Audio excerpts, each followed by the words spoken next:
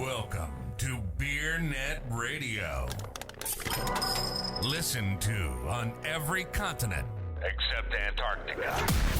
BeerNet Radio. You got your mute off? Yeah. There you are. There he is. Harry. How you feeling, Jordan? You're not tired, are you? Nah, I'm good. Good. We just got back from Chicago. Obviously, it's Friday.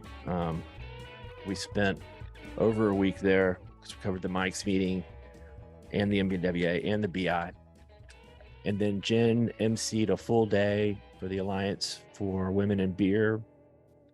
Well, you left before that, but do you not honor girl bosses, Jordan, or your boss? That was scheduled. Don't put that on me, Harry. I know. We'll talk more about that when Jenn is on the pod. So just wanted, one of the things that there were a lot of people that approached me and said they listened to this podcast. Did you get that too? All the time. Every time we go out, since we started traveling again, everyone comes up to me and says, "Hey, I love the podcast." And talk to me like I'm a big part of the podcast, but I'm like, I'm just on it. I'm not talking. Jordan, you're the face candy, Okay. I was looking at the number. When we started this a year ago, we'd get first of all, we started like 50 listeners, and it kind of went to 100 pretty quick. And then, now it's gotten to, I guess it's a lot.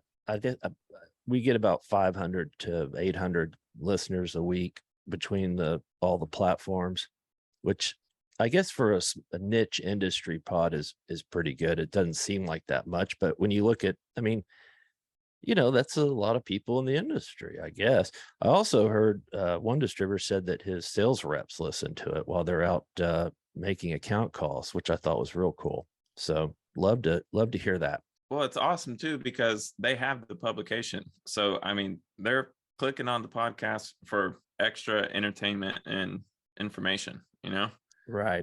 So just a little extra, and one of the things in designing the podcast, Jordan, I wanted it to be interesting and informative, but most importantly, I wanted it to be really easy for us to produce. I wanted to make the least amount of work as possible. And the reason for that is not because we're lazy or anything, but because I don't want to take any time or effort away from the publications, which, and the summits, which are our bread and butter. This is just a side extra thing.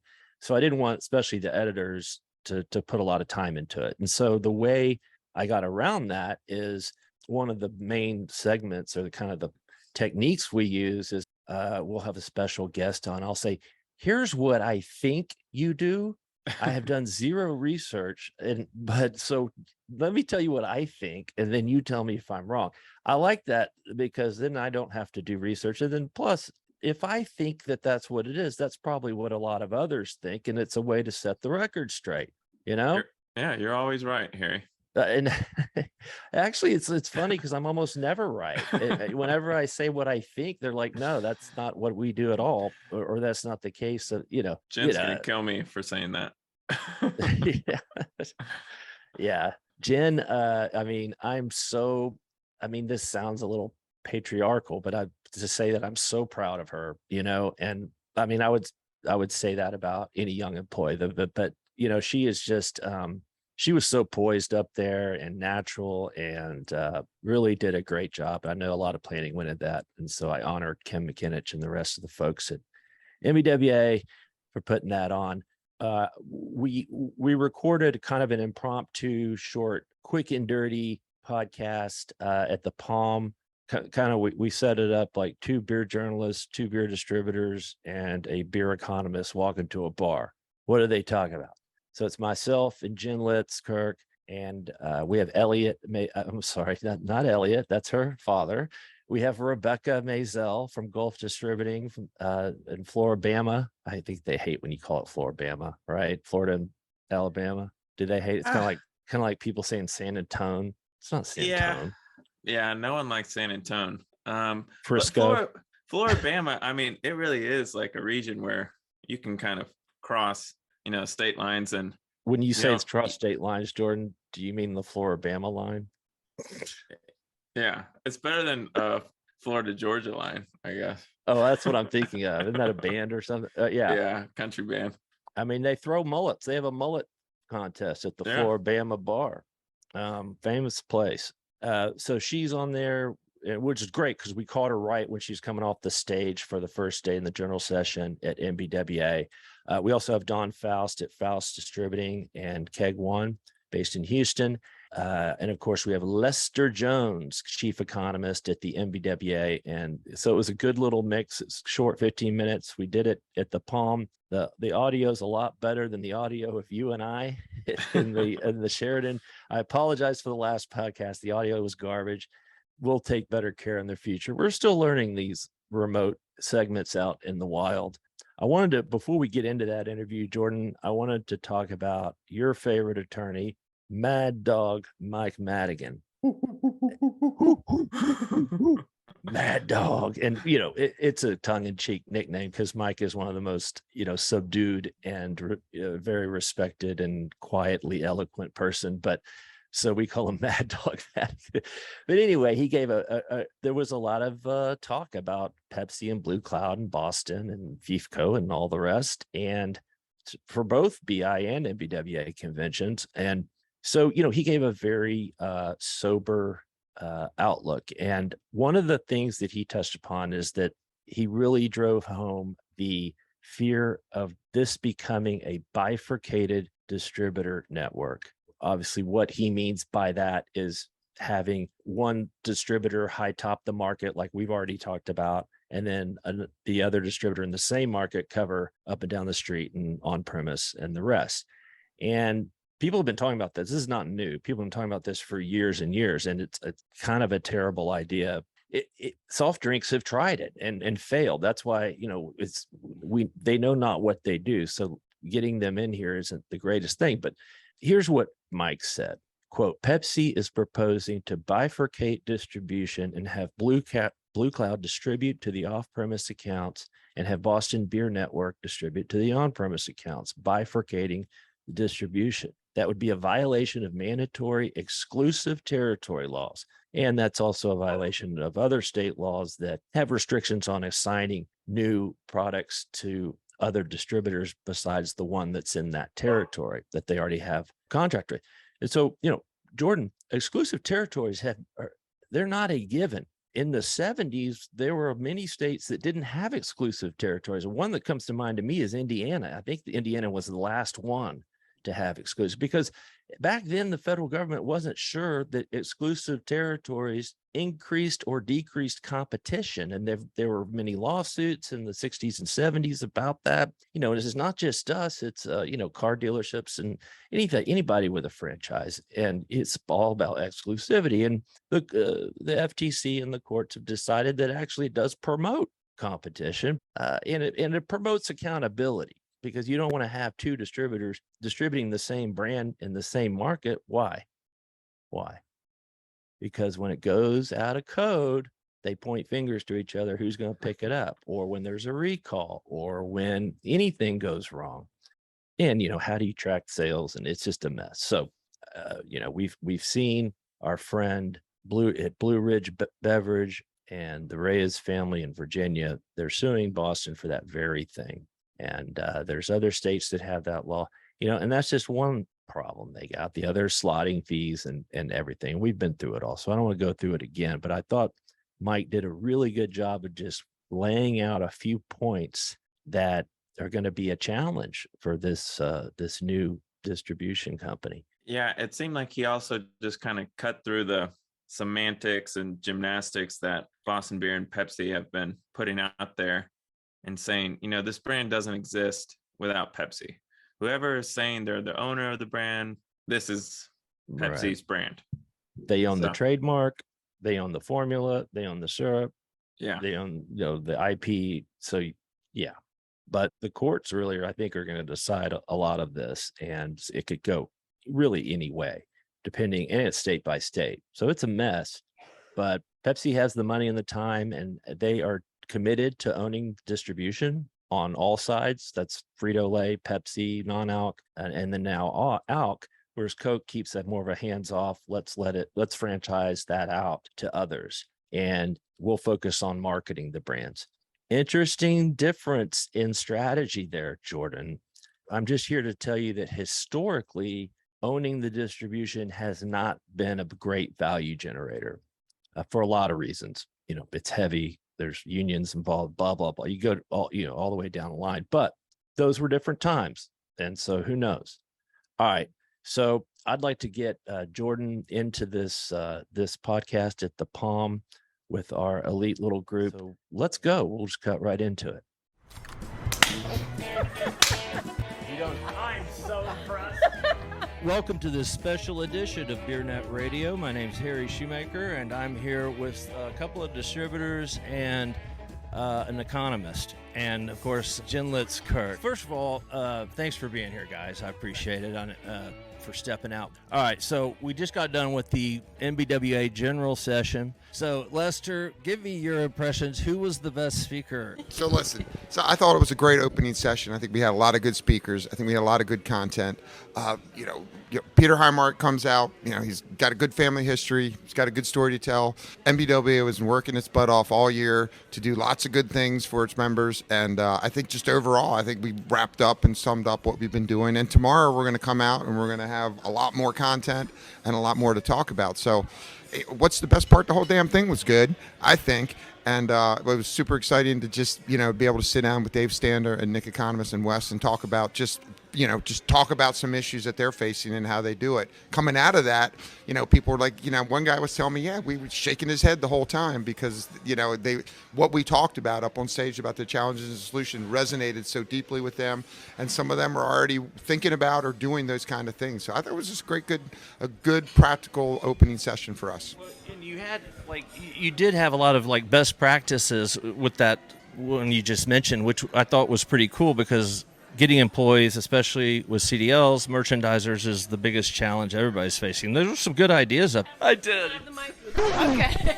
All right, for Lester and Rebecca, I'm curious, did you guys before the show say, so how hard are we going to go on Blue Cloud and soda? How much are we going to lay down the... I mean, I don't know that there was, at least as far as the officers are concerned, I don't know that there was any, premeditated discussion about whether or not to hold back or go full throttle on that. But either way, I mean, it's I think we ran at it, and we have been as an association and with all of our state execs. We have been keeping a really close eye on this. Obviously, I think it's really dangerous for the industry when you have a big soft drink company coming out merchandising products. You've got the potential for consumer confusion when you merchandise it next to the regular Mountain Dew.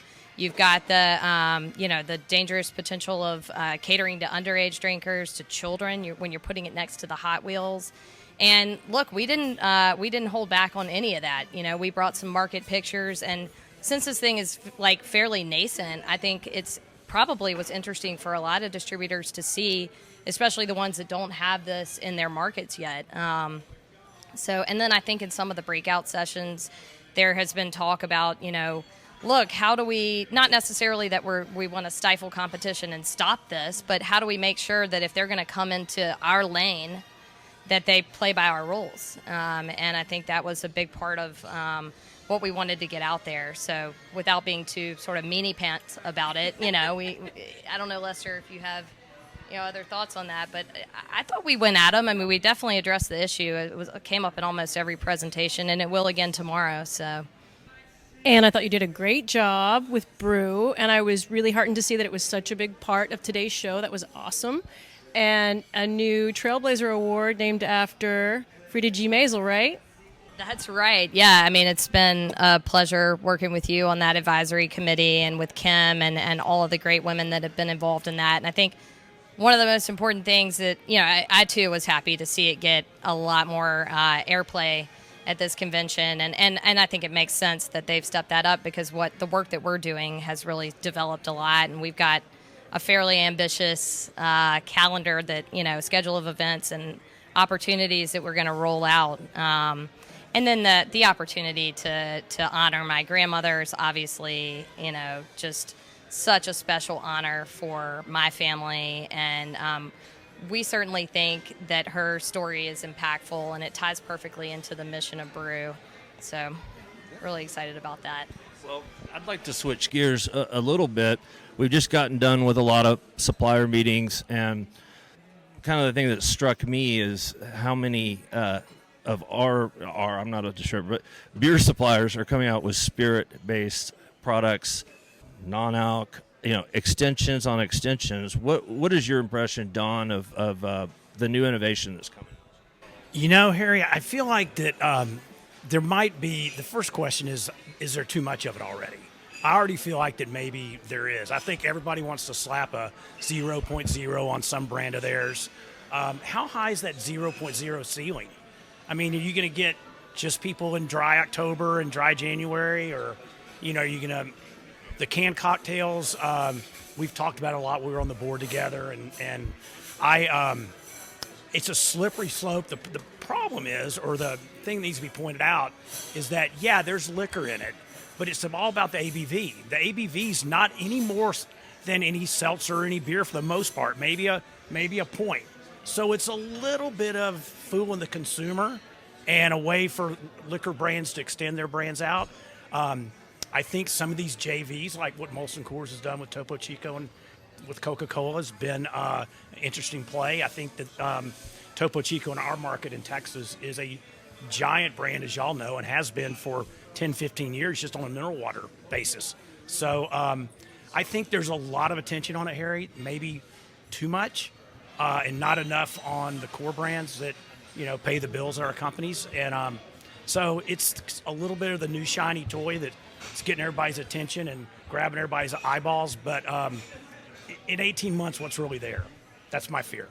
It seems to me that distributors are being a little more discerning on who they're going to bring on, whereas I feel like 2 or 3 years ago it was like come one, come all, and now it's like, okay, when retailers push back and then the distributors push back. And is that true, Rebecca? Are you more discerning about?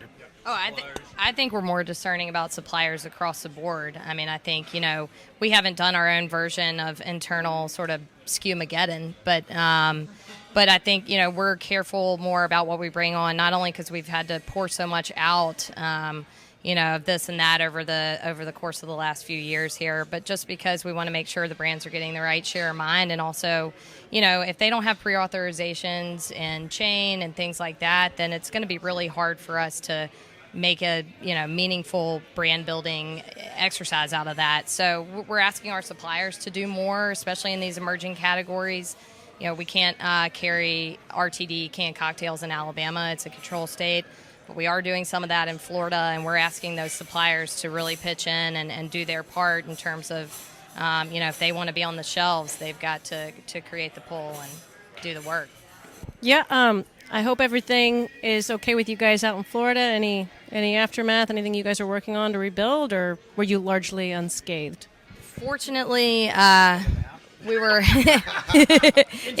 it was coming towards us, and it took a right, and you hate it for anybody. And I think everybody along the coast, from Texas all the way down to Naples and Miami, you're kind of in the line of fire. But we were fortunately didn't have a hit on this one. So, but I understand from John Taylor and those guys that their warehouses are okay, but their account base is pretty much demolished in Fort Myers. So it's going to be another story of rebuild like they had in South Louisiana last year. So John Taylor told me a funny story that they were only missing one employee. It was a warehouse guy. Couldn't get a hold of him. 2 days go by, and he just showed up to work at his allotted time like nothing had happened. He was like, warehouse guys, what can you say? So, well, good. Well, Lester, one last thing on this demographic thing. You keep talking about per capita consumption. It's constant, pretty much. We've gained a little in the last, a cocktail a week or something. What's coming? Are we going to be missing a lot of young people? So this is perspective, right? This is duration of time and length of time. And when you look at it in a 10 years time frame, we're going to drink about the same amount that we drank last year, right? Next year it'll probably be about 2.6. The following year might be 2.61. But the reality is it's a very predictable, very stable, very reliable amount of consumption that we will consume as a country. Now, within that makes us a little bit recession resilient and confident in our business. We have a broad spectrum of portfolios that we can sell high end, middle, low end. We can mix it in, and now we're blurring the lines. We have more products. I mean, it's a really good spot for a beer distributor to be in such a dynamic and changing economy. So even like you said, even the NAs, you have 10,000 people retiring. As you get older, the doctor puts you on a medication, and what does he say? Don't drink alcohol. Well, damn it. I still like the taste of beer. So if you have 10,000 people retiring today and they go see their doctor and he puts them on a prescription, having that NA there for them it's not going to knock the world. It's not going to be huge. No, and it actually tastes like beer. I think that's what's interesting. When we were growing up, it was O'Doul's and Sharps and Coors NA, and you take a sip and you're like, whoa, And now these beers, Heineken 0.0, is a great product. It's a great product. And to your point, as you age out, and I feel like during COVID that people did drink significantly more, just from an observation perspective. The data might not dictate that, but it seems like, because all those Zooms with all those Yetis, that wasn't coffee and water and all those Yetis. I mean, there was beer, or whatever else. And so, and our numbers showed it. I mean, we had a record year in 20. We don't like to talk about it so much, but then we had even a better year in 21 than 20. And this year we're nudging flat, which to me feels like the bar's a little higher now. The bar's a lot higher. So, and once again, I mean, I'm talking averages. I mean, Texas has been a huge in-migration state. You've been bringing stomachs in all through COVID. Some places like Albany and Ohio and the Tennessee Valley have been losing people like crazy, and their loss is your gain. So, and that's that observational bias that you get when you sit and look at your individual market. You're like, I don't know what's going on. My market's doing great. Well, Texas is attracting a lot of people. We know that. So it's interesting in that regard. But the demographics are with us. And for the next 10 years, I think they're going to be favorable. I think from a dollar retail standpoint, they're going to be favorable. And I think from, just a change in demographics as our members expand their portfolios, look into the high end, the low end, the middle end, look into NAs, look into all these products. Is there too much innovation? Hell, I don't know. Yeah. But what's going to tell us if there's too much innovation is the market. The market told us there's too much seltzer.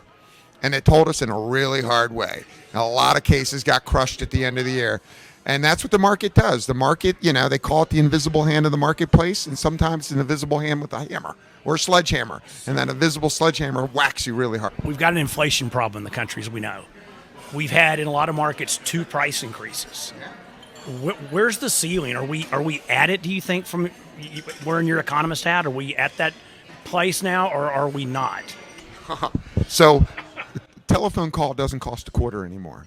You talk to my old man. I remember when a telephone call was a quarter. A postage stamp isn't a nickel.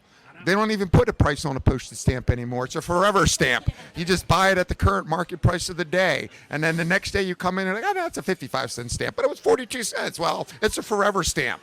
We are working towards a new aggregate price level. We've had cheap money for more than a decade. It has significantly changed the way people think and behave and value money, and that whole equation is going to change for us. So if we march our way to a new aggregate price level, if beer prices are 6% more and wages are 6% more and all these things we pay for 6% for, we're actually all kind of in the same spot, right? So these are relative comparisons, not absolute comparisons. And when you look at 8% inflation in an absolute way, you kind of freak out. But when you look at 8% inflation relative to 13% in 1980 and 20% in days gone by, it's a lot more. Oh yeah, I was saying food, but switch gears. When are you going to have to include cannabis in the BPI? Hopefully never. It's cheap. It's a weed. It grows freely on the side of America's highways. Why would I worry about the price of weed? Well, listen, I thank you guys for doing this. We're still working out the kinks, obviously. This is our first on the road podcast. Yeah. the gator. But yeah, thanks for that. Was very helpful, and appreciate it. And we'll catch you down the road. And thank you for drinking beer. Cheers.